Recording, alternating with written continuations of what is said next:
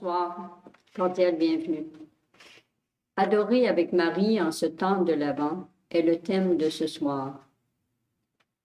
Depuis dimanche, nous sommes entrés dans le temps de l'Avent, mot qui signifie avènement ou venue, en référence avec la venue du Fils de Dieu dans notre monde.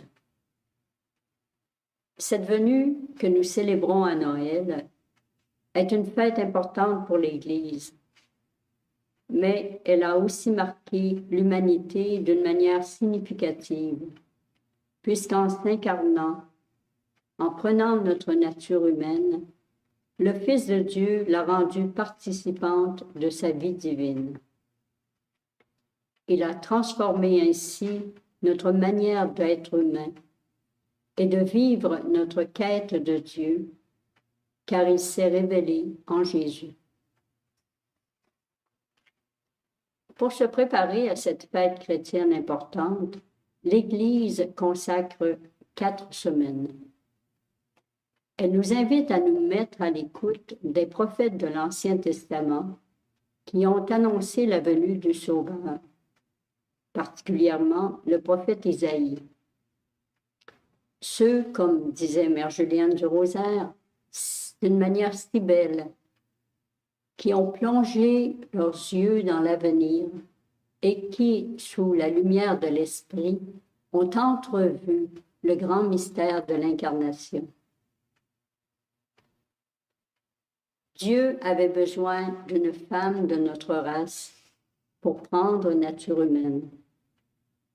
En Marie s'est produit un miracle de transformation jamais opéré auparavant. 2 natures, l'une divine, celle de Dieu, et l'autre humaine, se sont unies pour donner une personne tout à fait nouvelle, Jésus-Christ, vrai Dieu et vrai homme, qui a reçu de Marie sa chair et son sang. C'est ce que nous appelons le mystère de l'incarnation, par lequel, en Jésus, Dieu a revêtu notre nature humaine pour ainsi la revêtir de sa divinité. Saint Irénée de Lyon, l'un des défenseurs de la foi chrétienne au premier temps de l'Église, a prononcé ces paroles. Dieu s'est fait homme pour que l'homme devienne Dieu. Irénée ne signifiait pas que nous allions devenir Dieu, mais par sa grâce que nous allions participer à sa vie. Dieu est descendu dans notre humanité pour nous élever jusqu'à lui.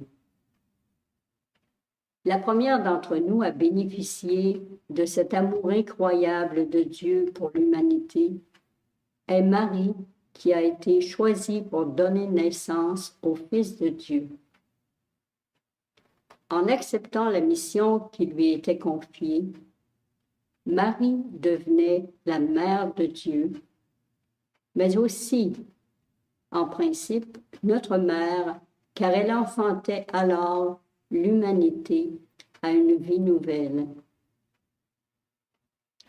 Dieu venait par l'incarnation du Fils habiter en nous et nous donner d'habiter en lui. Marie est celle par qui se révèle la grandeur de l'être humain, destinée à vivre en pleine communion avec son Dieu.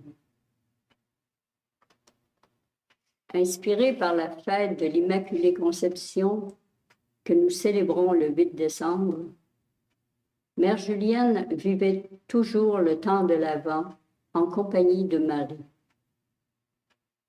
Voici ce qu'elle nous partage.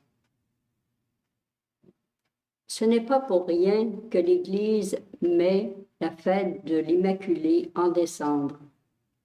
C'est pour que nous voyions comment la Vierge était la créature préparée par Dieu à recevoir le Sauveur du monde, à recevoir le Messie promis.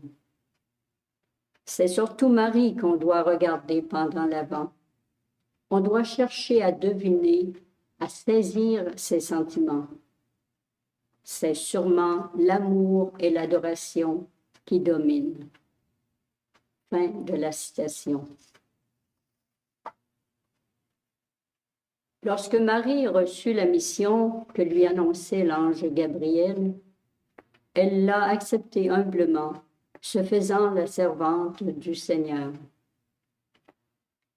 Cette réponse de Marie était un acte de foi et d'adoration, une remise d'elle-même à Dieu en qui elle faisait entièrement confiance.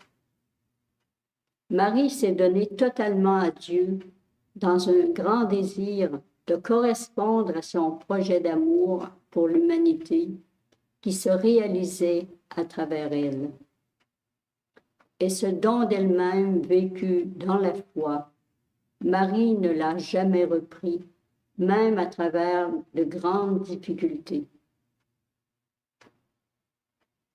Pendant ces 4 semaines de l'Avent, l'Église nous invite à nous mettre à l'écoute de Marie pour apprendre d'elle à accueillir, dans l'adoration et la confiance, la volonté de Dieu qui est projet d'amour sur nous.